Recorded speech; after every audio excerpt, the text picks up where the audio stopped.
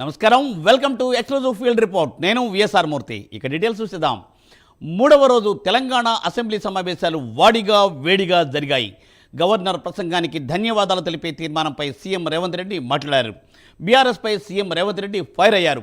ఇచ్చిన హామీలన్నీ అమలు చేస్తున్నామని స్పష్టం చేశారు. ప్రతిపక్ష నేత కేసీఆర్ సభకు వచ్చి మాట్లాడాలని రేవంత్ సవాల్ చేశారు. విద్యారంగంపై సభలో బీఆర్ఎస్ కాంగ్రెస్ మధ్య డైలాగ్ వార్ నడిచింది. దీనిపై ఎక్స్క్లూజివ్ ఫీల్డ్ రిపోర్ట్ అజీం అందిస్తారు. అజీం.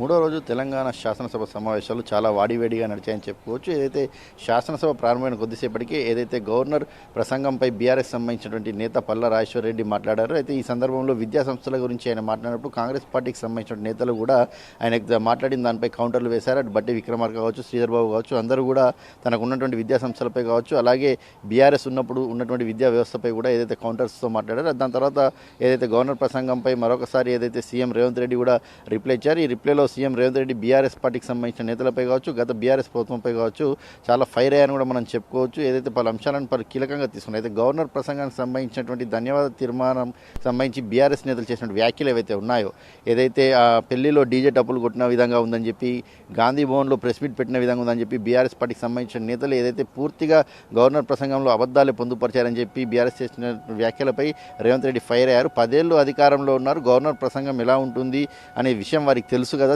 చాలామంది సీనియర్లు కూడా ఉన్నారు. దాంట్లో క్యాబినెట్లో పలు అంశాలను పెడతాం, పలు అంశాలు క్యాబినెట్లో ఆమోదం పొందిన తర్వాతే ఆ అంశాలన్నింటినీ కూడా గవర్నర్ ప్రసంగంలో పొందుపరుస్తారు. గవర్నర్ అంటేనే ప్రభుత్వంలో ఉన్నటువంటి విషయాలు, ప్రభుత్వం చేస్తున్నటువంటి విషయాలు, ప్రభుత్వం అమలు చేస్తున్నటువంటి సంక్షేమ పథకాలు, ప్రభుత్వం చేస్తున్నటువంటి అభివృద్ధి పనులకు సంబంధించిన అంశాలే గవర్నర్ మాట్లాడతారు. ఈ మాత్రం తెలియకుండా కావాలని చెప్పి గవర్నర్ స్పీచ్పై బీఆర్ఎస్ చేసినటువంటి వ్యాఖ్యలు ఏవైతే ఉన్నాయో దానిపై చాలా పెద్ద స్థాయిలోనే రేవంత్ రెడ్డి విరుచుకుపడ్డారని కూడా మనం చెప్పుకోవచ్చు. 10 ఏళ్ళు పరిపాలన చేసిన ఈ మాత్రం కూడా తెలియదు అని చెప్పి కూడా రేవంత్ రెడ్డి వ్యాఖ్యలు చేసిన పరిస్థితి మనకు కనిపించింది. ఇక మరోసారి సీఎం రేవంత్ రెడ్డి రిప్లై ప్రారంభమైన వెంటనే బీఆర్ఎస్ పార్టీకి సంబంధించిన నేతలు ఏదైతే తన ప్రసంగాన్ని బహిష్కరించారు, ఏదైతే మాజీ సీఎం కేసీఆర్కి సంబంధించిన విషయంలో ఏదైతే రేవంత్ రెడ్డి చేసినటువంటి వ్యాఖ్యలు అయితే ఉన్నాయో, మార్చిరికి పంపాలని చేసినటువంటి వ్యాఖ్యలకు నిరసనగా తాము ఏదైతే ఈ ప్రసంగాన్ని బహిష్కరిస్తున్నామని చెప్పి బీఆర్ఎస్ పార్టీకి సంబంధించిన నేతలు చెప్పుకొచ్చారు. అయితే దీనిపై కూడా సీఎం రేవంత్ రెడ్డి చాలా ఘాటుగానే స్పందించారని చెప్పుకోవాలి. నేను చేసినటువంటి వ్యాఖ్యలు ఏవైతే ఉన్నాయో ఆ వ్యాఖ్యలు పార్టీని ఉద్దేశించి మాట్లాడి ఏదైతే మాజీ సీఎం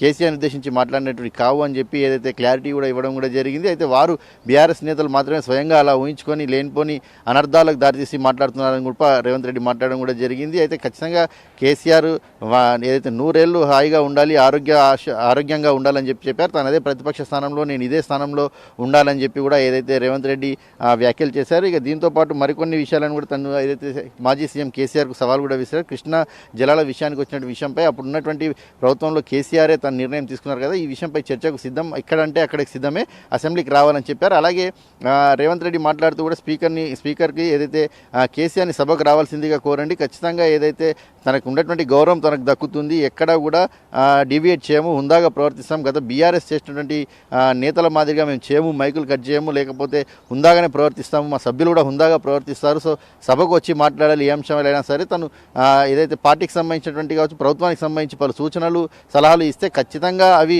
ఉపయోగపడేటే తీసుకుంటాము, అలాంటి ప్రభుత్వమే మాదని చెప్పి కూడా ఏదైతే రేవంత్ రెడ్డి వ్యాఖ్యలు చేశారు. ఇక దీంతోపాటు అనేక అంశాలు ఏదైతే గవర్నమెంట్ చేసినటువంటి అభివృద్ధి పథకాలు ఏవైతే ఉన్నాయో, ఏదైతే ఉచిత బస్సు, మహిళలకు సంబంధించిన ఉచిత బస్సు కావచ్చు, 500కి సిలిండర్ కావచ్చు, 200 యూనిట్లకే ఏదైతే ఉచిత కరెంట్ ఇచ్చిన విషయం కావచ్చు, రైతు భరోసా, రైతు ఆత్మీయ భరోసా, అలాగే 21,000 కోట్లకు పైగానే ఏదైతే రైతు రుణమాఫీ చేసాం, మరికొందరిని కూడా లిస్ట్ ఫైండ్ అవుట్ చేస్తున్నాం, అవి కూడా చేస్తూనే వస్తున్నామని చెప్పారు. ఇలాంటి అనేక అంశాలు ఏవైతే ఉన్నాయో అన్ని అంశాలపై కూడా రేవంత్ రెడ్డి గవర్నమెంట్ చేసినటువంటి అభివృద్ధి పనులు ఏవైతే ఉన్నాయో అన్నిటికీ కూడా, అటు ఓల్డ్ సిటీలో మెట్రో పనులు కావచ్చు, ఫ్లైఓవర్స్ విషయం కావచ్చు, అలాగే ఉస్మానియా నూతన హాస్పిటల్ కావచ్చు, ఇలాంటి అనేక సంక్షేమ పథకాలను కాంగ్రెస్ పార్టీ ఈ 15 నెలలు చేసుకుంటూ వస్తుంది. సో దీనికి సంబంధించి బీఆర్ఎస్ పార్టీకి సంబంధించిన నేతలు అధికారం పోయిందనే ఇంకా అదే ఆలోచనలో ఉన్నారు తప్ప వారు ఎక్కడ కూడా ప్రభుత్వానికి సహకరించే విధంగా కానీ మంచి సలహాలు సూచనలు ఇవ్వడని చెప్పి కూడా రేవంత్ రెడ్డి వారిపై తీవ్ర స్థాయిలో ఏదైతే ఫైర్ అయ్యారని చెప్పుకోవచ్చు. అలాగే కేసీఆర్, కేటీఆర్, హరీష్ రావు ముగ్గురుపై కూడా మరోసారి తనదైన స్టైల్లో ఏదైతే రేవంత్ రెడ్డి ఫైర్ అయ్యని చెప్పుకోవచ్చు. రాష్ట్రంలో ఎవరైనా చనిపోతే వారికి చాలా సంబరం అవుతుంది, వారు ఎక్కడ లేనట్టు విధంగా అట్లా టీవీలో వార్త రాగానే వారు లేచి డ్యాన్సులు చేస్తున్నారని చెప్పి కూడా వాళ్ళు చేస్తున్నారు. ఎందుకంటే వాళ్ళకు ఒక ఆయుధంగా అనుకుంటున్నారు చెప్పుకుంటున్నారు తప్ప ఈ రాష్ట్రంలో ప్రజలు చనిపోతున్నారనే బాధ ఆవేదన వారిలో ఎక్కడ లేదు. వాళ్ళు ఏదైతే అలాంటి డ్యాన్సులు చేసుకుంటూ ఆనందాన్ని వ్యక్తం చేస్తున్నారని చెప్పి కూడా సీఎం రేవంత్ రెడ్డి వారిపై విమర్శలు చేసినటువంటి పరిస్థితిని మనం చూసాం. ఇక ప్రజలే తప్పు చేశారని చెప్పి అంటున్నారు. ఇదే ఇక్కడ న్యాయం అని చెప్పి కూడా ఏదైతే సీఎం